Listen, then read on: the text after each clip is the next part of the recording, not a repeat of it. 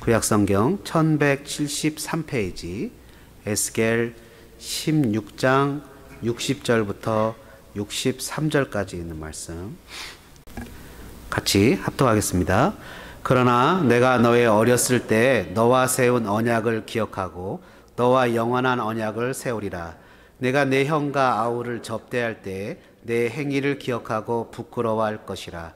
내가 그들을 내게 딸로 주려니와 내 언약으로 말미암음이 아니니라. 내가 내게 내 언약을 세워 내가 여호와인 줄 내가 알게 하리니 이는 내가 내 모든 행한 일을 용서한 후에 내가 기억하고 놀라고 부끄러워서 다시는 입을 열지 못하게 하려 함이니라. 주 여호와의 말씀이니라. 아멘. 한번 따라해 보실까요? 영원한 언약을 주신 하나님. 한번 더 해보죠. 영원한 언약을 주신 하나님. 여러분, 만약에 여러분들이 갑자기 고난을 당합니다. 그죠? 생각하지 못한 어려움을 당하게 됩니다. 여러분 어떤 생각을 하시겠습니까? 여러 가지 생각이 들 수 있습니다. 왜 나만 이런 고난을 당하나? 라는 생각이 들 수도 있고, 또 어떤 분들은 하나님의 징계인가? 라는 생각이 들 수도 있고, 여러 가지 많은 생각이 들 수 있습니다. 여러분, 지난주 오후에도 잠깐 얘기했던 마르바던이라는 여성 신학자가 있습니다. 리전트 칼리지의 영성 교수로 있다가 은퇴한 분인데요. 그분은 16세에 홍역을 아는 바람에 평생 당뇨에 걸리게 됐습니다. 그리고 당뇨 합병증이 많잖아요. 그래서 실명의 위기도 있었고, 수많은 수술에 장을 절제하고 자궁을 척출하고 또 발수술에 암수술에 신장의 기능은 25%밖에 되지 않고 무릎 아래에 신경이 죽어서 이런 어떤 휠체어를 타고 다니거나 아니면 목발을 하고 다녀야만 되는 그런 형편이 됐습니다. 교회에서 성경 공부하던 중에 남편이 성경 공부를 가리키는 형제와 눈이 맞아서 동성애죠. 도망을 가버렸습니다. 고난의 종합병동, 고난의 종합병원, 고난의 종합 선물 세트라고 할 정도로 육체적인 고난과 정신적인 고난과 삶의 고난이 넘쳤던 사람입니다. 마르바던이라는 여성분이 책을 썼는데요. 고난과 약함에 대해서 이렇게 썼습니다. 첫째는 고난이나 어려움이 올 때 허무와 공허함을 받아들이라, 이 말이에요. 고난이 올 때 하나님이 정말 계시나? 하나님이 계시면 나에게 이렇게 어려움을 줄 수 있나? 나를 이렇게 힘들게 하나? 라는 감정을 따라가지 말고 진리를 믿으라고 얘기합니다. 그 고난 가운데서도 하나님이 나와 함께 계시다는 하나님과의 관계성을 놓지 말아라 라고 얘기합니다. 다시 얘기하면 내 주위의 환경이나 내 삶의 감정을, 주위의 환경을 따라가는 것이 아니라 하나님이 늘 나와 함께 계시다는 그 진리를 붙잡으라고 얘기하는 겁니다. 만성질환과 장래 여러 가지 고통을 당할 때, 육체적으로 힘들 때 그것에 대해서 그것에 함몰되거나 그것에 빠져서 왜 이런 고난을 나만 당해야 되지? 이런 어려움이 있지? 라고 생각하지 말고, 그 문제에 빠지지 말고 하나님을 붙잡으라고 얘기합니다. 두 번째는요, 이렇게 표현합니다. 신비의 공간을 열어둬라. 그는 살아가면서 자기가 장애가 있거나 아픔이 있거나 어려움이 있는 것에 대해서 하나님께 감사하지 않는다고 얘기합니다. 여러분, 힘들고 어려울 때 하나님께 감사하라고 많이들 얘기하는데, 실은 솔직하게 우리끼리 얘기해서 감사가 잘 나옵니까? 힘들고 어려울 때는 감사보다 이 힘들다라는 그런 위로가 더 필요한 것입니다. 그러나 하나님의 원뜻은 건강하게 살아가는 것이고, 하나님의 원뜻은 행복하게 살아가는 것이고, 하나님의 원래의 뜻은 우리가 고난당하지 않는 것이 하나님의 원뜻이라는 겁니다. 그러나 죄의 영향으로 말미암아 때로는 불편하고 힘들고 어렵게 살아가지만, 그렇지만 그 어려움이 하나님이 나에게 주시고자 하시는 것이 아니라 그 가운데서도 하나님이 나와 함께 계시고 그 가운데서도 하나님께로 더 가까이 가기를 하나님이 원하신다라는 겁니다. 그리고 마지막으로 그녀가 얘기한 것 중에서요, 이런 얘기가 있습니다. 과거에 대한 후회, 양심의 괴로움, 그리고 내가 이런 역경과 이런 잘못을 저질렀는데 내가 어떻게 하나님께 나아갈 수 있을까라는 생각이 들 때, 그럼에도 불구하고 하나님은 나를 원하신다는 생각을 하라는 겁니다. 여러분, 에레미야 선지자는 지금 예루살렘이라는 곳에서 이스라엘 백성들의 죄악에 대해서 전파합니다. 그렇게 죄를 짓다간 하나님이 벌을 주실 것이다. 그리고 이미 1차, 2차 포로가 바벨론으로 잡혀갔는데 오늘의 에스겔은 그 바벨론에서 예언하고 있습니다. 에스겔의 예언을 통해서 여러 가지 내용을 살펴볼 수 있는데요. 먼저 오늘 읽진 않았지만 16장에 보면 하나님께서 우리가 죄를 짓게 되면 우리에게 어떤 징계를 주시는지 세 가지가 나옵니다. 37절에 보니까 이렇게 얘기하고 있어요. 내가 너의 즐거워하는 정든 자와 사랑하던 모든 자와 미워하던 모든 자를 모으되. 이제 하나님 앞에서 내가 무엇인가 죄를 짓거나 무슨 벌을 받을 만한 일이 있으면 하나님이 첫 번째 벌을 주시는 것이 뭐냐면 내가 사랑하던 사람이 나의 대적이 된다는 거예요. 다시 얘기하면 나랑 정말 좋은 관계에 있었던 사람들이 왠지 나를 힘들게 한다는 거예요. 하나님과의 관계가 멀어지니까 내 주변 사람들과의 관계도 멀어지게 되죠. 이건 당연한 이치 아닙니까? 여러분, 당연한 이치예요. 제가 하나님을 사랑하고 장로님이 하나님을 사랑하면 하나님을 중심으로 더 가까워지게 돼 있어요.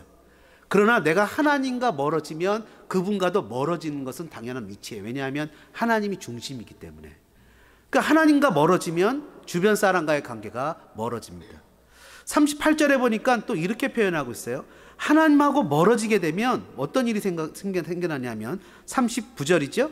또 너를 그들의 손에 넘기리니 그러면서 내 몸을 벌거벗겨 버려두며.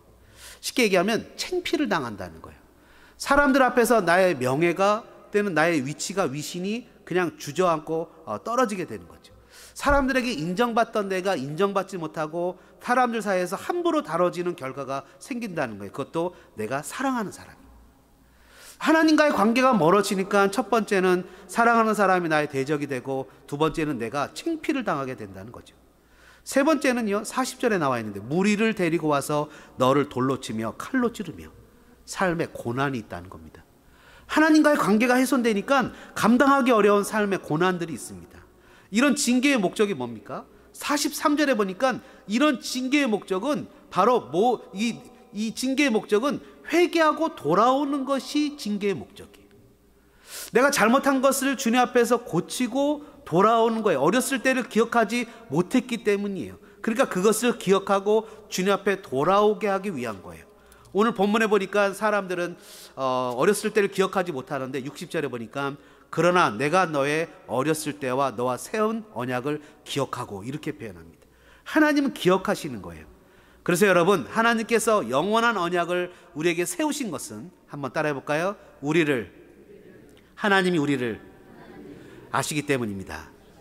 60절에 보니까 이렇게 해요. 내가 너의 어렸을 때와 너와 세운 언약을 기억하고.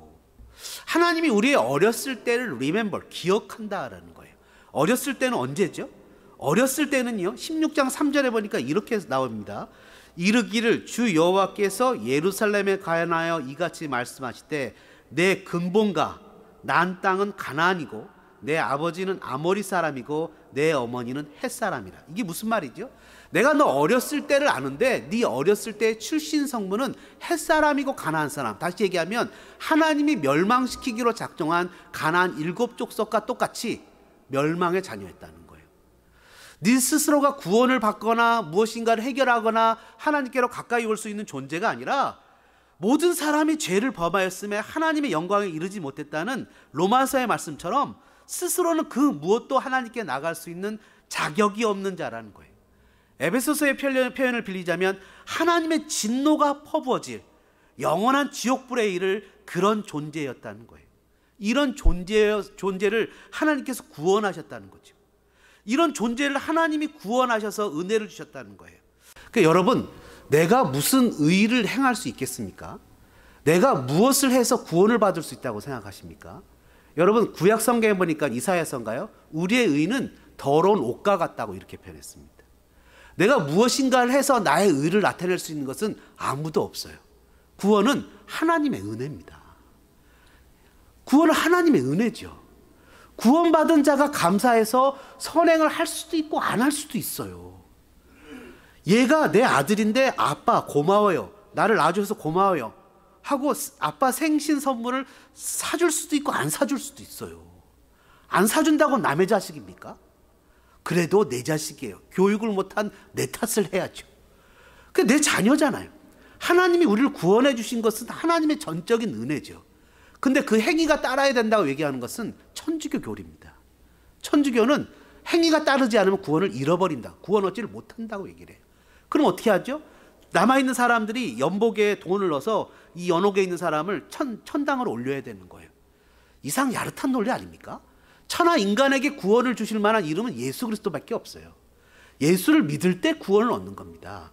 여러분, 근데 어떻게 죽은 사람이 예수를 믿을 때 구원을 얻습니까? 사람이 죽어서 누워 있어요. 옆에 가서 예수 믿으면 구원 얻어. 그러면 죽은 사람이 일어나서 내가 믿을게 이럽니까? 살려놔야 믿는 겁니다. 살려놔야 믿죠. 하나님을 알 수 있는 신의식이 하나도 없어요.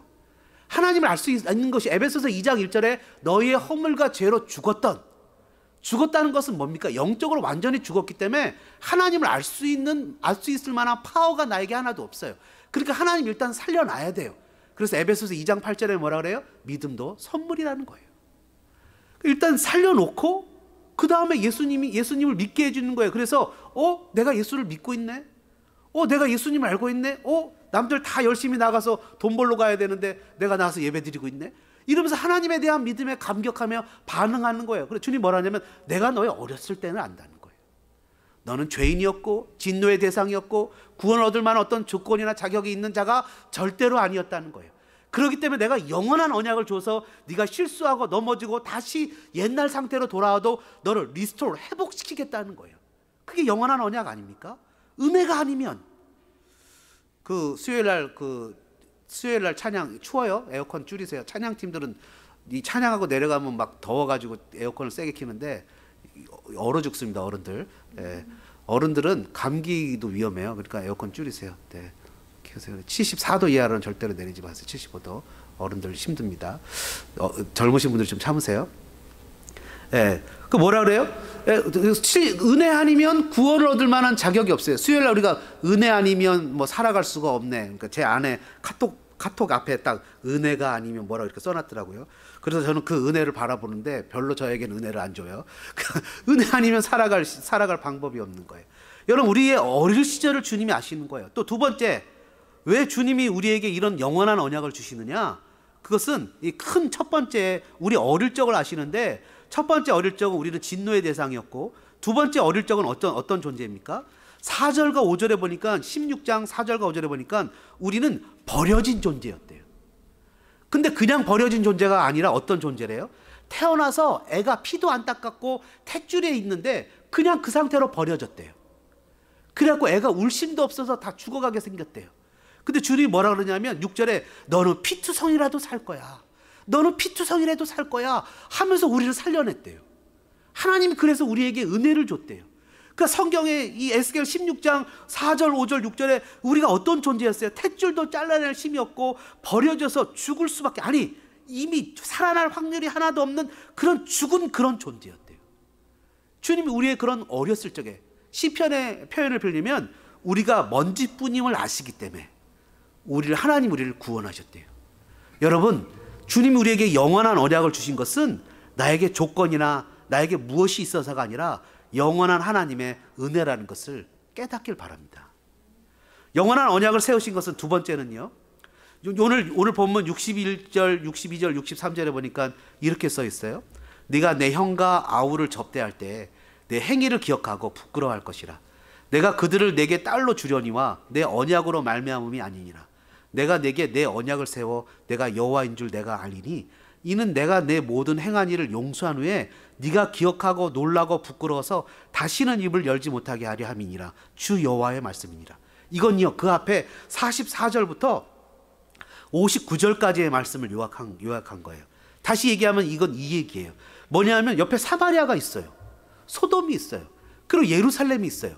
예루살렘은 하나님의 성전이 있기 때문에 예루살렘은 하나님의 제사장답게 살아야 돼요. 하나님의 제사장답게 소돔과 사마리아를 위해서 중보기도도 해주고, 얘들아 그러면 안 돼, 믿음으로 살아야 돼, 이렇게 해야 되는데 뭐라 그러냐면 너희가 그들보다 2배나 더 죄를 지었대요. 그리고 오히려 그들이 너보다 의롭대요. 그러니까 나중에 구원을 받았는데 소돔과 사마리아도 구원을 받고 예루살렘도 구원을 받았는데 자기의 과거를 생각해 보니까 너무 부끄러운 거예요. 하나님의 은혜가 아니었으면 옛날에 죄 가운데 죽었는데 더 많이 죄를 지었던 내가 너무 부끄러운 거예요. 마치 누구처럼요? 사도 바울처럼요. 사도 바울이 어떻게 십자가에 못 박힌 하나님의 나무에 달린 자마다 저주를 받는다는 신명기의 말씀처럼 예수가 십자가에 못 박혔는데 어떻게 그가 메시아가 되지? 라는 생각 가운데 예수를 믿는 사람을 잡아 죽이고, 스데반이 죽을 때 돌을 쳐서 돌에 맞아 죽을 때 증인을 쓰고, 예수를 믿는 사람을 잡기 위해서 다마스커스로 가는 중에 환상 가운데 예수님을 만나잖아요. 뭐라 그럽니까? 정오에 12시에 태양이 아주 가장 강한 그때 태양빛보다 더 강한 분이 나타나셔서 네가 왜 나를 핍박하느냐? 그랬더니 주님 누구신데요? 나는 네가 핍박하는 예수야. 그가 식음을 전폐하고 눈물 콧물 흘리고 그냥 울면서 맨날 그냥 간증할 때마다 뭐라 그래요? 내가 예수를 핍박했던 자입니다. 내가 예수를 핍박했던 자예요. 나 같은 자가 은혜를 받아서 이렇게 사도도 되고 직분도 얻고 내가 섬기는 것은 주님의 은혜입니다. 나는 죄인의 개수입니다. 여러분 요즘 말로 하면 하버드대 수석으로 졸업한 박 박사 아닙니까? 그런 사람이 하나님의 은혜를 생각하는 게 너무 부끄러운 거예요. 옛날에 예수 믿는 사람을 잡아 죽였던 사람을 하나님이 사도로 세웠으니 뭐라 그래요? 61절에도 부끄러워할 거. 네가 네 행위를 기억하고 부끄러워할 거라. 63절에도 네 모든 행한 일을 용서받은 후에 네가 기억하고 놀라고 부끄러워할 거라. 다시는 입도 못 열 거라. 하나님 정말 창피합니다. 수제자 베드로도 기억나시죠? 베드로가 어떻게 됐어요? 야, 내가 다른 사람은 여기 있는 다른 제자들은 다 주를 부인하고 도망가도 저는 주님과 같이 죽겠습니다. 아주 큰 소리 빵빵 쳤잖아요. 그때 옆에 있던 다른 제자들도 질세라 우리도 그렇게 할 거예요 해놓고 막상 예수님이 잡혀가니까 베드로가 멀찍이 가다가 그 어린 여자 계집종 앞에서 디스온 그와의 예수님과의 관계를 부인하고 저주했잖아요. 그래놓고 나중에 예수님이 나타나셔서 베드로야 네가 날 사랑하니? 많은 제자들 앞에서 네가 사랑하니? 그러니까 베드로가 부끄러워서 말을 못하는 거예요. 주님 아시지요? 제 마음 아시지요? 실은 내 마음 나도 몰라. 내 마음 내가 결단하고 확신해도 그 결단하고 확신하는 마음조차도 주님이 은혜를 주시지 않으면 나는 작심 3일, 작심 3초 어떤 순간이 되면 나도 모르게 어떻게 될지 나도 몰라. 그 주님은 아시지요. 주님 뭐라 그래요? 네가 행한 일을 용서하고 내가 기억하고 놀라고 부끄러워할 거다. 여러분 성도는 어떤 존재입니까? 성도는 세상을 향해서 이런 그 빛과 소금과 빛의 역할을 감당해야 될 사람들 아닙니까? 그 세상 사람들이 우리를 향해서 바라볼 때 야 성도님 형제님 어떻게 그렇게 살아가는 게 뻑뻑한 미국 생활에서 주일 예배 드리겠다고 직장도 그만두고 말이죠. 어떻게 결단하고 그렇게 갈 수 있어요? 그리고 어떻게 그럴 수 있어요? 그럼 뭐라 그래요? 주 예수를 믿으라. 예수님을 믿으십시오. 저 사람은 사는 것도 어려운 것 같고 사는 것도 힘든 것 같은데 맨날 실실 웃으면서 남들이 이거 해줄 수 있어? 해드릴게요.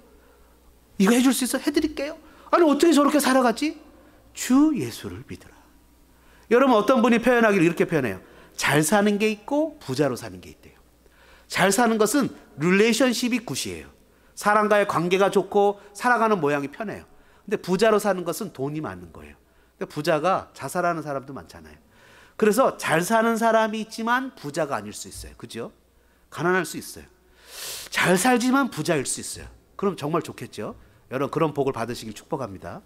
근데 어떤 사람은 잘 못 사는데 부자일 수 있어요. 인생이 괴로워요. 그죠? 근데 잘 못 사는데 가난해요. 비참한 거죠. 여러분 신앙인은 어떻게 살아야 되겠습니까? 하나님 우리에게 뭐라 그러시는 거예요? 하나님 우리에게 너희들 잘 살아라. 신앙인답게 잘 살아라. 믿음으로 살아라. 신앙인으로 살아라. 하나님의 죽음을 예수 그리스도의 죽음을 몸에 짊어지며 믿음으로 이 땅을 살아라. 여러분 에스겔 9장 6절에 보니까 심판은 성소에서부터 성전 옆에 늙은 자들로부터 시작한다고 했습니다. 우리가 프레즈노에 가서 어저께 복음을 전하느라고 너무 수고하셨지만 여러분 우리가 늘 선교지에 가보면 선교지에서 선교만 들어갑니까? 복음만 들어갑니까? 선교사님이 갈 때 복음만 들어가는 것이 아니라 악한 문화도 들어갑니다. 항상 믿는 그리스도인들이 깨어있지 않으면 언제든지 우리는 타락한 모습이 될 수 있습니다.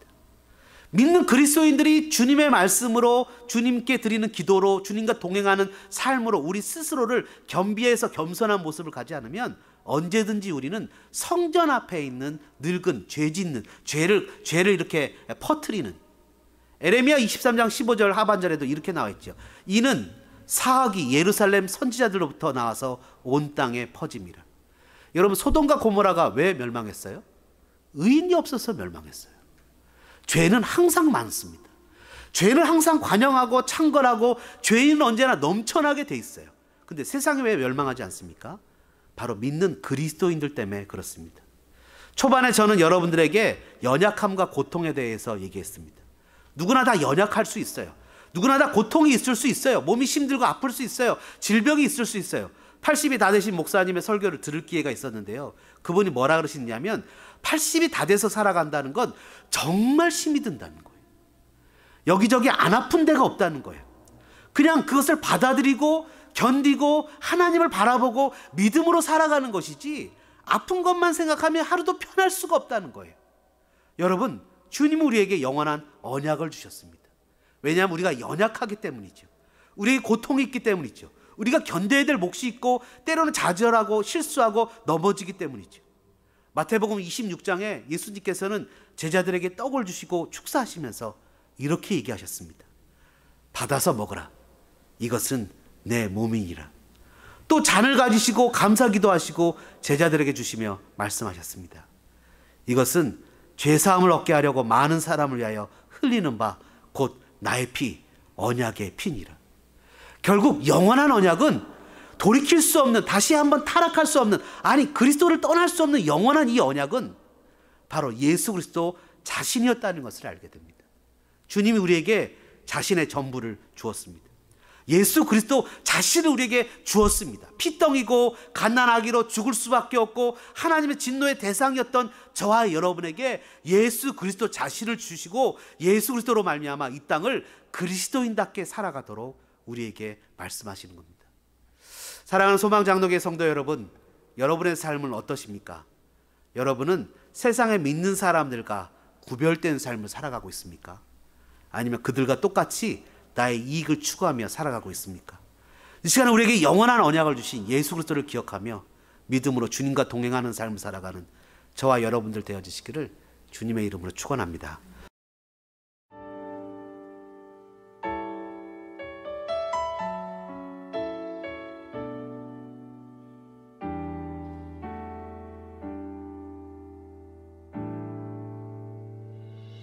내 모습 이대로 사랑하시네. 연약함 그대로 사랑하시네. 나의 모든 발걸음 주가 하시나니 날 인도하소서.